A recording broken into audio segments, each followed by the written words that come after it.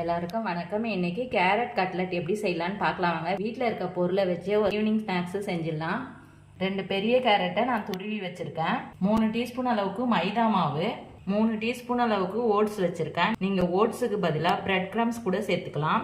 25 திராட்சை வச்சிருக்கேன். 2 டீஸ்பூன் அளவுக்கு நாட்டு சக்கரை, 3 டீஸ்பூன் அளவுக்கு பொட்டுக்கடலை. இந்த பொட்டுக்கடலையை மிக்சி ஜாரில் போட்டு பவுடர் ஆக்கிக்கலாம். ஒரு பாத்திரத்தில் கேரட் சேர்த்துக்கிறேன். அடுத்தது மிக்சி ஜாரில் போட்ட பொட்டுக்கடலை பொடி,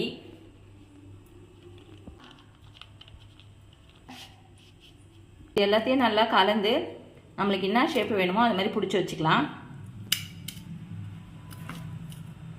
நீங்கள் இது கூட பாதாம் சேர்த்துக்கலாம், பேரிச்சம்பழம் கட் பண்ணி சேர்த்துக்கலாம். கேரட் சாப்பிடாத குழந்தைங்களுக்கு இந்த மாதிரி செஞ்சு கொடுங்க. இப்போ இந்த மைதா மாவில் கொஞ்சமாக தண்ணி விட்டு கலந்து வச்சுக்கலாம். நல்லா கலந்தாச்சு.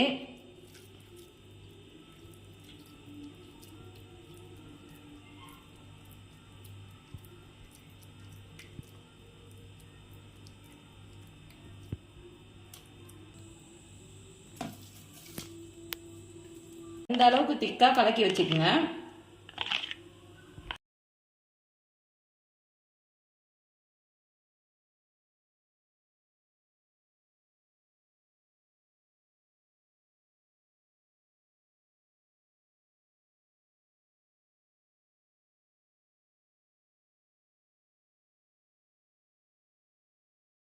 சூடான எண்ணெயில சேர்த்துக்கலாம்.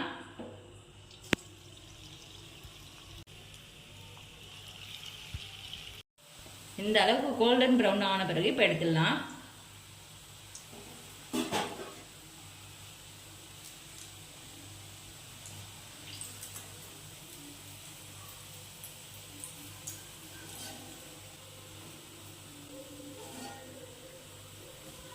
ஹெல்தியான இந்த கேரட் கட்லெட்டை நீங்களும் வீட்டில் செஞ்சு பாருங்க. செஞ்சு பார்த்துட்டு எப்படி இருந்துச்சுன்னு சொல்லுங்க.